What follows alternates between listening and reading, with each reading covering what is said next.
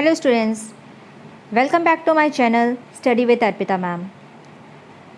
We are going through with the first chapter of your contemporary world politics. Okay?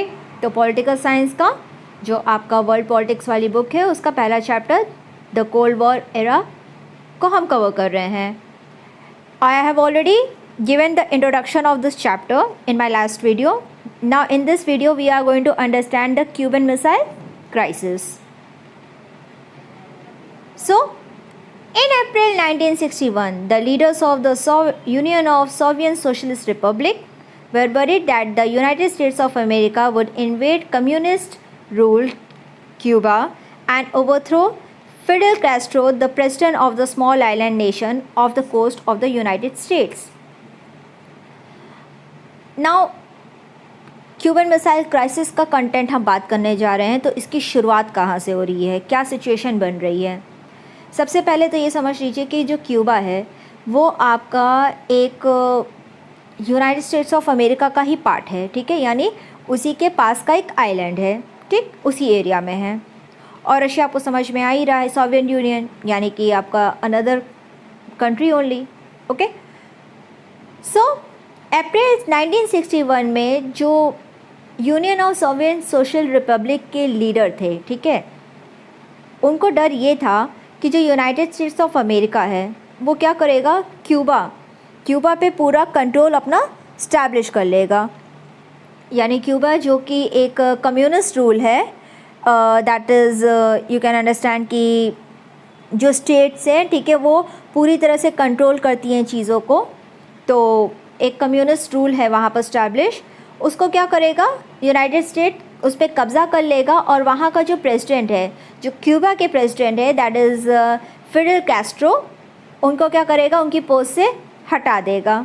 Okay, so America उस पर क्या कर लेता, पूरा कंट्रोल स्टैब्लिश कर लेता. और सोवियत यूनियन को ये क्यों डर लग रहा था और उनको प्रॉब्लम क्या है, क्योंकि जो क्यूबा है वो सोवियत यूनियन का दोस्त है. ठीक है, मतलब उसके साथ उसकी एक अच्छी हेल्दी रिलेशनशिप है. So with this situation we are seeing that Cuba was an ally of the Soviet Union and receive both diplomatic and financial aid from it. So जैसे मैंने कहा कि क्यूबा में अगर कर भी लेता अमेरिका कब्ज़ा तो प्रॉब्लम क्या है सोवियत यूनियन को, उसको प्रॉब्लम ये है क्योंकि क्यूबा और सोवियत यूनियन के रिलेशनशिप क्या है, बहुत अच्छे हैं. सो उनको लग रहा है कि अगर यूनाइटेड स्टेट्स जो है इस पर कैप्चर कर लेगा तो उनका एक बहुत अच्छा दोस्त जो है या उनका एक जो सपोर्टर जो है वो उनके हाथ से निकल जाएगा.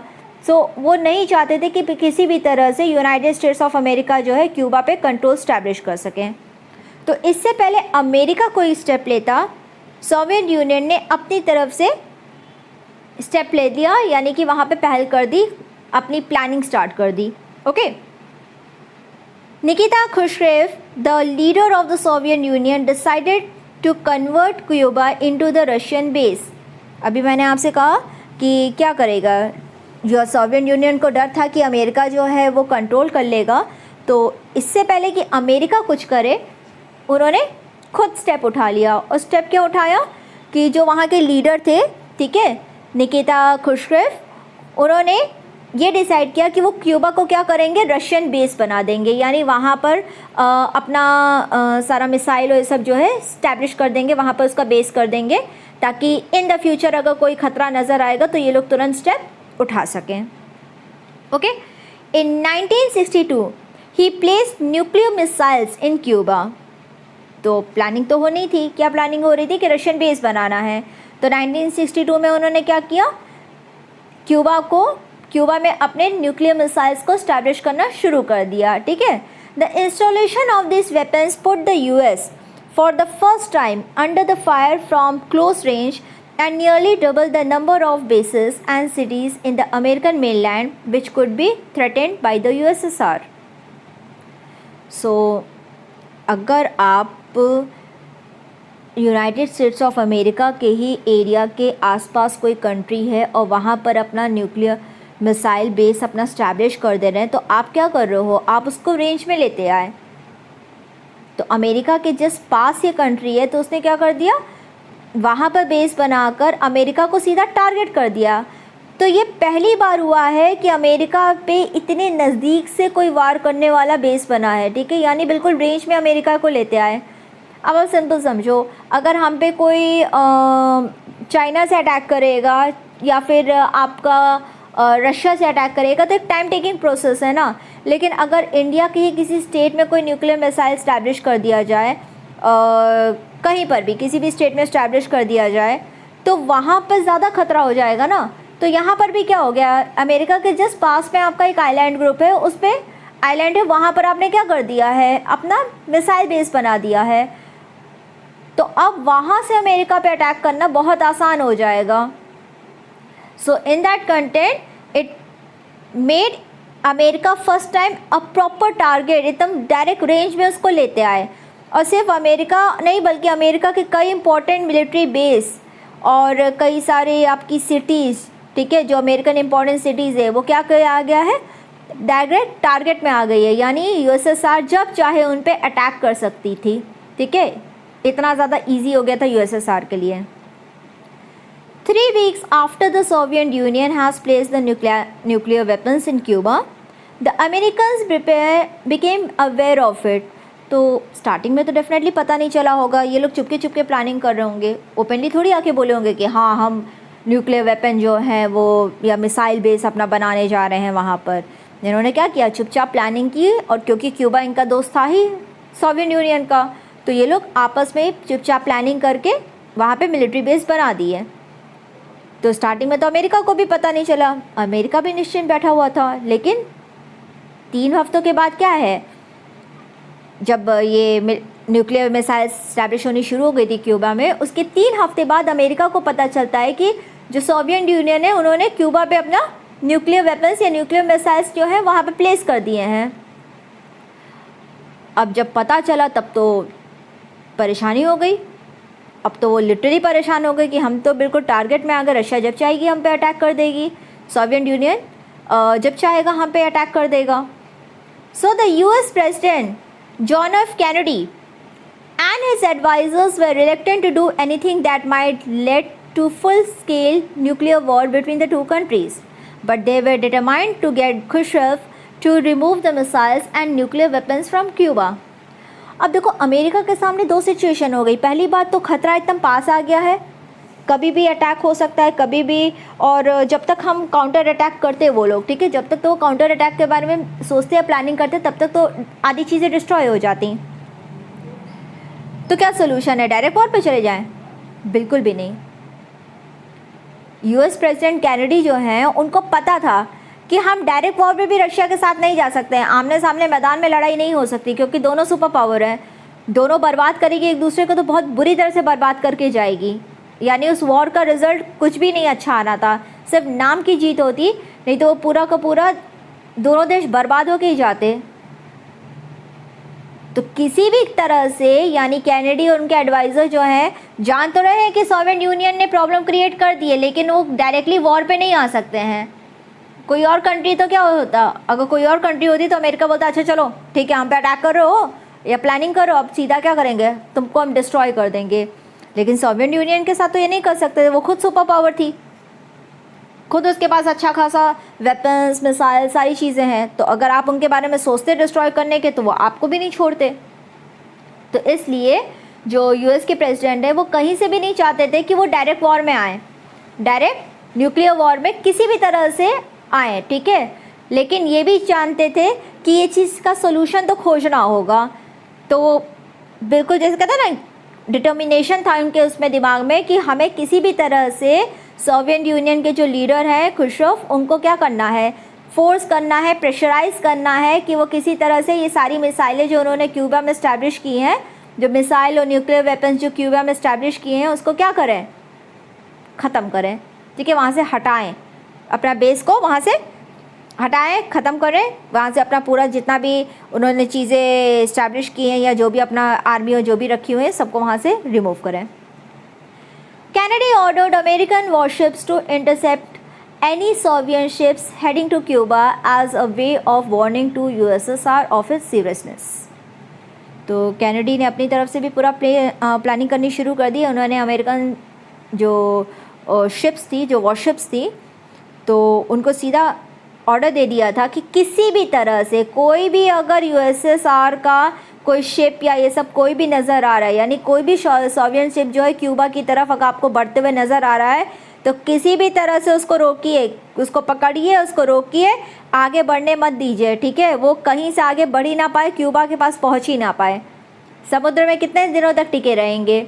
तो क्या है, उन्होंने अपने जो अमेरिकन वॉरशिप थे उन्होंने बिल्कुल उनको ऑर्डर दे दिया था कि किसी भी तरह से जो सोवियत यूनियंस के शिप हैं वो क्यूबा के आसपास भी पहुंच ना पाए, ठीक है। अब जो हो गया तो हो गया, जो हो गया है, अब उसको तो अचानक आप सारी चीज़ें एक साथ नहीं ख़त्म कर पाओगे, लेकिन अब आगे अवेयर रहो। अब बिल्कुल कहते हैं ना, एक बिल्कुल समझ के रहो कि अब कोई भी गलती नहीं होनी है, अब बिल्कुल सारी चीज़ों को संभाल लेना है। तो अगर अब कोई शिप नज़र आ रहा है तो उसको किसी भी कीमत पे क्यूबा पहुंचने ही नहीं देना है। A clash seem imminent in what came to be known as the Cuban Missile Crisis। अब ये धीरे धीरे क्या है, एक वॉर का सीन बनता जा रहा है। तो कहीं ना कहीं अब लोगों के मन में बहुत चीज़ें आ रही हैं। तो ये कह सकते थे कि अब यूएसएसआर और यूएसए के बीच में लड़ाई होनी है, ठीक है। इसको कोई रोक नहीं सकता, कंफर्म है, ठीक है। A clash that means a war between the USA and the USSR is confirm. Imminent मतलब कंफर्म है, सर्टेन है कि होना ही है, ठीक है। और इसलिए इसको क्या नाम दिया गया, Cuban missile crisis. The prospects of this clash made the whole world nervous, for it would have been no ordinary war। तो डेफिनेटली पूरा दुनिया में सारी कंट्रीज़ घबरा गए होंगे कि अगर यूएसए और यूएसएसआर आपस में भिड़ गए तो क्या सिचुएशन होगी, कितना बड़ा ड्रास्टिक इफेक्ट होगा। आप सोचो सेकेंड वॉर में जो हिरोशिमा और नागासाकी के साथ हुआ उसका इम्पैक्ट पूरे वर्ल्ड पे पड़ा है। एक बहुत ही कहते हैं ना, एक बहुत ही नेगेटिव इम्पैक्ट था एंड बहुत ही ज़्यादा सॉरफुल इवेंट है वो हमारे लिए। तो इसी तरह से अगर अमेरिका और रशिया के यूएसएसआर के बीच में वॉर होगा तो उसका इम्पैक्ट सिर्फ इन दोनों कंट्रीज़ पे नहीं पड़ेगा, बाकी पे भी पड़ेगा। तो सारे देश क्या है, घबरा रहे हैं, वो किसी भी तरह से भी नहीं चाह रहे थे कि इन लोगों के बीच में लड़ाई इनिशिएट हो। Eventually the both world's great relief to the world's great relief both side decided to avoid war. The Soviet ship slow down and turn back. तो कहते हैं ना, थैंक गॉड वाला कंडीशन कि सबको फाइनली चैन मिला कि दोनों जो कंट्री हैं वो भी डायरेक्ट वॉर का कहीं से भी कंटेंट अपनाना नहीं चाहती हैं, क्योंकि हमें पता है कि वो दोनों जो हैं अपने आप पे बहुत पावरफुल हैं। तो दो पावरफुल लोग जो हैं लड़ेंगे तो दोनों डिस्ट्रॉय तो करेंगे अच्छा खासा, नाम की जीत चाहे किसी को भी मिल जाए, लेकिन बर्बाद तो दोनों बहुत बुरी तरह से होंगे। तो इस तरह के सिचुएशन में आना क्यों। तो वो दोनों खुद भी कंट्री जो है वो डायरेक्ट वॉर को किसी तरह से इनिशिएट करना ही नहीं चाहती थी। तो जब इन लोग के बीच में कोई लड़ाई नहीं हुई तो फाइनली लोग सुकून से आए। और जहाँ पर हम शिप की बात कर रहे थे कि अमेरिकन शिप जो हैं वो जितने भी सोवियत यूनियंस के शिप थे उनको वहीं पर रोकना, यानी समुद्र में ही रोकना शुरू कर दिए थे, उनको बढ़ने से रोकना, क्यूबा की तरफ बढ़ने ही नहीं दे रहे थे। तो सोवियत यूनियन शिप्स को भी जब रियलाइज़ हुआ कि सिचुएशन बहुत ख़राब हो चुकी है तो वो भी क्या करना शुरू किए, कई सारी शिप्स उनकी थोड़े दिन तक तो वहाँ रही, लेकिन फाइनली उनको वापस लौटना पड़ गया। क्योंकि या तो सीधा लड़ाई करो या तो उनकी बात मान जाओ। लड़ाई करनी नहीं थी इन लोग को डायरेक्टली, तो उन्होंने क्या किया, अमेरिकन गवर्नमेंट की बात को मानते हुए अपने शिप्स को क्या कर लिया, वापस बुला लिया, यानी यूएसएसआर में वापस बुला लिया। The Cuban Missile Crisis was a high point of what came to be known as the Cold War। तो क्यूबन मिसाइल क्राइसिस क्या है, वो आपका मेन हाई पॉइंट है जिसके बेसिस पे हमने कोल्ड वॉर का कंटेंट रखा है, या जिसको हम कोल्ड वॉर कहते हैं। क्यों, अब तक इन लोग के बीच में चुपके चुपके सारी लड़ाइयाँ हो रही हैं, प्लानिंग प्लॉटिंग हो रही है, गुस्सा है, जो भी है, मतलब वो नफ़रत है लेकिन वो दिखा नहीं रहे हैं। लेकिन क्यूबन जो इंसिडेंट है, क्यूबा का जो इंसिडेंट हुआ वो ओपन इनका वॉर लेता आया। ये इन दोनों के देश की एक दूसरे के लिए नफरत जो है ओपन पब्लिकली लेता आया, ठीक है। लेकिन क्योंकि ये लोग डायरेक्ट वॉर पे नहीं गए, अभी भी प्लानिंग प्लॉटिंग चल रही है, डायरेक्ट वॉर पे नहीं जा रहे, लेकिन एक दूसरे को बर्बाद करना या एक दूसरे को डोमिनेट करने की कोशिश हो रही है। तो इस टर्म को ही हमने क्या रिप्रेजेंट किया, द कोल्ड वॉर से। The Cold War referred to the competition, the tension and a series of confrontation between the United States and the Soviet Union, backed by their respective allies. तो जो cold war है वो क्या है, वो time period को represent कर रहा है जिसमें यूएसए और यूएसएसआर का कंपटीशन है, उनके बीच में मनमुटाव, उनके बीच में जो टेंशन है, a series of confrontation of planning and plotting content इन दोनों के कंट्रीज़ के बीच में जो चल रहा है, और साथ में सिर्फ इन्हीं कंट्रीज़ के बीच नहीं बल्कि जो ग्रुप फॉर्म हो चुका है, ठीक है, एक अमेरिका का ग्रुप, एक सोवियत यूनियन का ग्रुप, तो इनके ग्रुप में जो बाकी कंट्रीज़ हैं उनके बीच में भी क्या है, रिफ्ट शुरू हो गया है। यानी अब दो ग्रुप फॉर्म हो चुके हैं, दोनों ग्रुप के बीच में क्या हो रहा है, एक वॉर छिड़ चुकी है।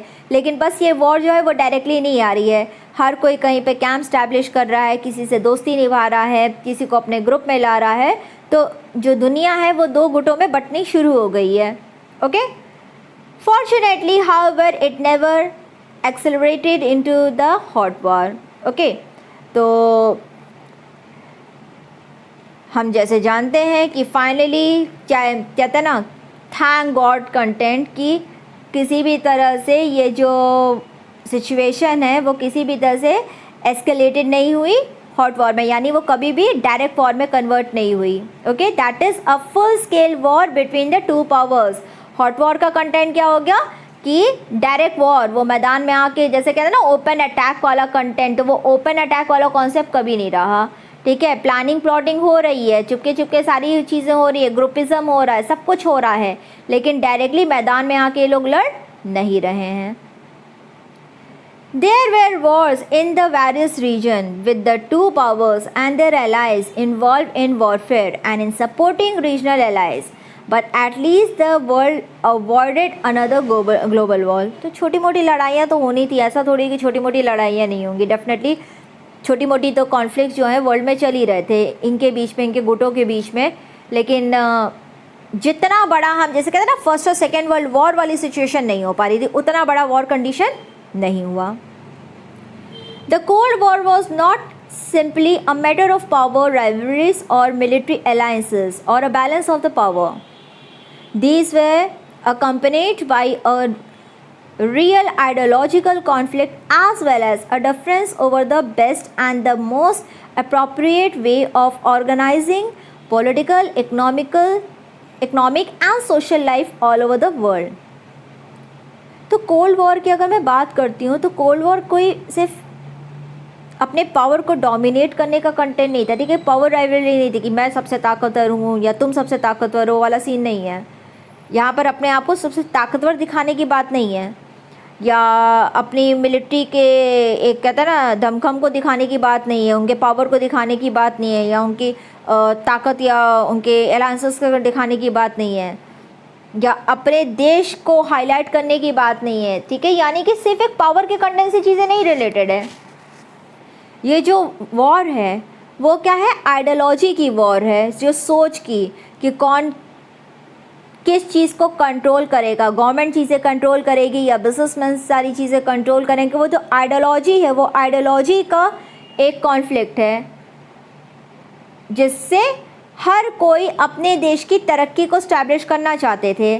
पॉलिटिकल, इकोनॉमिक, सोशल लाइफ जो भी चीज़ें हैं उसको क्या करना है, मैनेज करना, प्रॉपर हैंडल करना। ठीक, सोवियत यूनियन किस तरह से चीज़ों को अपने हाथ में, अपने गवर्नमेंट को अपने हाथ में, यानी गवर्नमेंट जो है सारी चीज़ों को अपने हाथ में जहाँ कंट्रोल करना चाहती थी, वही जो यूनाइटेड स्टेट्स है वो अपनी कैपिटलिस्ट को चीज़ों का हैंडल करवाना चाहते थे। तो एक सोच की लड़ाई है, वो सोच जो कि उनके देश के लिए तरक्की का रीज़न बनती। तो यहाँ पर सिर्फ पावर या कोई पोजीशन या टेरिटरी कैप्चर करने की बात नहीं हो रही है, यहाँ पर वो आइडियोलॉजी के क्या एक वॉर है जो दो कंट्रीज़ की दो डिफरेंट आइडियोलॉजी है, और वो दोनों उन आइडियोलॉजीज़ को अपने वहाँ तो इम्प्लीमेंट कर रहे हैं, बाकी अपने साथियों के वहाँ भी इम्प्लीमेंट करना चाहते हैं। So that content, the western alliance headed by the US represented the ideology of liberal democracy and capitalism, while the Eastern Alliance headed by the Soviet Union was committed to the ideology of socialism and communism. So अगर मैं बात करूं आपके US की, जो कि western alliance से link हो गया, ठीक है, वेस्टर्न अलायंस का मतलब यूएस, वो क्या है, उनकी आइडियोलॉजी है liberal democracy and capitalism. Liberal democracy यानी सबको प्रॉपर फ्रीडम देना, सबको इक्वली ट्रीट करना, ठीक है, सबको अपने हिसाब से अपनी इकोनॉमिकल स्टेटस को डेवलप करने का मौका देना, economical social in all way. And most important the concept of the capitalist, यानी कि जो पावर है वो लोगों के हाथ में देना, सबको अपने बिजनेस का राइट देना, सबको अपने बिजनेस को एक्सपैंड करने का मौका देना, यानी जो पावर है वो लोगों के हाथ में देना। लेकिन वही दूसरी तरफ जो ईस्टर्न अलायंस है, ओके, ईस्टर्न अलायंस जो कि हेड हुआ है सोवियत यूनियन से, उनका बिलीफ क्या है, उनकी आइडियोलॉजी है सोशलिज्म एंड कम्युनिज्म, यानी उनका डेवलपमेंट जो है इंडिविजुअल डेवलपमेंट से नहीं लिंक है बल्कि सोसाइटी डेवलपमेंट से लिंक है। और इस सोसाइटी या कम्युनिज्म के कंटेंट में अगर बात करूँ, यानी सोसाइटी डेवलपमेंट की बात करूँ, तो किसके हाथ में पावर होगा, गवर्नमेंट के हाथ में। यानी यहाँ पर सोवियत यूनियन जो है वो सारे पावर क्या करना चाहती है, अपने हाथ में रखना चाहती है। सो दैट स्पेसिफिक कंटेंट, तो यहाँ क्या है, आइडियोलॉजी का टकरार है, दो सोचों की लड़ाई है, ठीक है, जहाँ जो यूनाइटेड स्टेट्स ऑफ अमेरिका है वो सबको डेवलपमेंट देना चाहता है, सबको छूट देना चाहता है कि आप अपने हिसाब से जिसे चीज़ें करना चाहते हो करो, ताकि आपका डेवलपमेंट होगा, और आपका डेवलपमेंट होगा तो कंट्री का अपने आप हो जाएगा। वही दूसरी तरफ जो सोवियत यूनियन है वो सारी चीज़ें अपने हाथ पे कंट्रोल करके रखना चाहता है, जो गवर्नमेंट है वो अपने हाथ में सारी चीज़ें कंट्रोल करके रखना चाहती है। एंड मोस्ट इम्पॉर्टेंटली वो चाहते हैं कि सोसाइटी का डेवलपमेंट हो, चाहे इंडिविजुअल डेवलपमेंट हो या ना हो, वो कोई फ़र्क नहीं पड़ता, किसका डेवलपमेंट होना चाहिए, सोसाइटी का डेवलपमेंट होना चाहिए। तो ये क्या है, एक सोच की लड़ाई है। You have already studied this ideology in class 11, तो हम जानते हैं क्लास 11 पे हम ये पढ़ कर आ रहे हैं, ठीक है, इस कंटेंट को हम ऑलरेडी क्लास 11 में समझ कर आ रहे हैं।